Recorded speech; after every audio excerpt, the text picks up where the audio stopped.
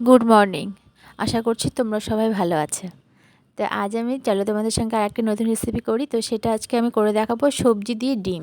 তো মানে ডিম সবজি। তো দেখো আমি এখানে ফুলকপি নিয়েছি। এখনকার ফুলকপি তো খুব টাটকা, তো দেখতে পাচ্ছ ফুলকপিগুলোকে আমি প্রথমে একটু গরম জলে সিদ্ধ করে নিয়েছি। আর যেগুলো সবজি কেটে রেখেছি সব ভেজে নেব। তো বেগুনও খুব কচি, বেগুনটা প্রথমে ভেজে নেব। মিষ্টি কুমড়ো দিয়েছি, মূলো দিয়েছি। এখনকার তো শীতের সবজি বুঝতে পারছো সব সুন্দর সুন্দর। তো সবজিগুলো আমি একে একে সব মানে ভেজে নেব। 2-3টা আলুও দিয়েছি। তো ভেজে নেওয়ার পরে সবজিগুলো আমি তুলে রেখে দেবো। সব সবজিগুলোই ভেজে নেব। দেখো তা বেগুন ভেজে নিলাম, এরপরে মিষ্টি কুমড়ো, মূলো, আলু একসঙ্গে ভেজে নেবো, কারণ এগুলো তো খুব একটু শক্ত। সেগুলো একসঙ্গে একটু করে লবণ আর একটু করে হলুদ দিয়ে ভেজে নেব। আর আমি ফুলকপিটা একটু ভাপিয়ে নিয়েছিলাম, ভাপানো জলটা ফেলে দিয়ে ফুলকপিটাকে ভেজে নিলাম। আর এখানে আছে পেঁয়াজ আর রসুন বাটা।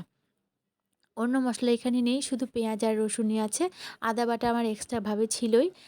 আমি এবার মানে ওই কড়াইতেই একটু তেল, মানে তেলের পরিমাণটা অল্প দেবো, কারণ আমার সবজিগুলোতে কিন্তু সব তেল দিয়ে ভাজা। তো ওই তেলে আমি মশলাটা পেঁয়াজ রসুন বাটা দিয়ে দিলাম।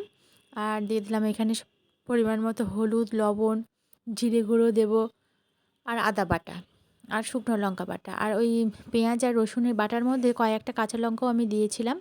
দিয়ে মশলাটাকে ভালো করে কষিয়ে নেব। এর মধ্যে একটা টমেটোও দিয়ে দিয়েছি।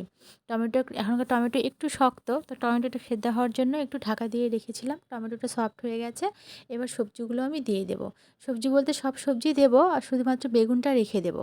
এখানে মিষ্টি কুমড়ো, ফুলকপি, মূলো, আলু এই সবজিগুলো দিয়েছি। দিয়ে এবার মশলাটাকে একটু কষিয়ে নিয়ে জল দিয়ে দেবো। জলের পরিমাণটা বেশি রাখবো, কারণ এটা একটু ঝোল রাখবো। আর এটা কিন্তু প্রচণ্ড টেনে নেয়, যেহেতু বেগুন আছে, বেগুন ফুলকপি এটা কিন্তু ঝোল টানে, আলু আছে, তো একটু ঝোলঝোলি রাখবো।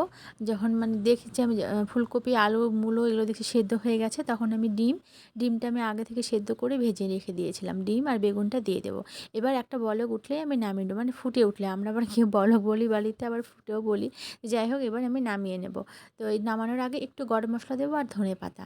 হয়ে গেছে। তোমরা অবশ্যই এইভাবে সবজি দিয়ে ডিম দিয়ে বেক করে খাবে, দেখবে দারুণ লাগে খেতে। এটা দিলে ভাত খাওয়া হয়ে যায়। দেখেছো কালারটা কেমন এসেছে, খুব সুন্দর হয় খেতে। তোমরা অবশ্যই বাড়িতে একবার হলেও ট্রাই করো। আর খাওয়ার সময় ঠান্ডা হয়ে যায়, সেজন্য আমি হটপটে ভরে রেখে দিলাম। টাটা।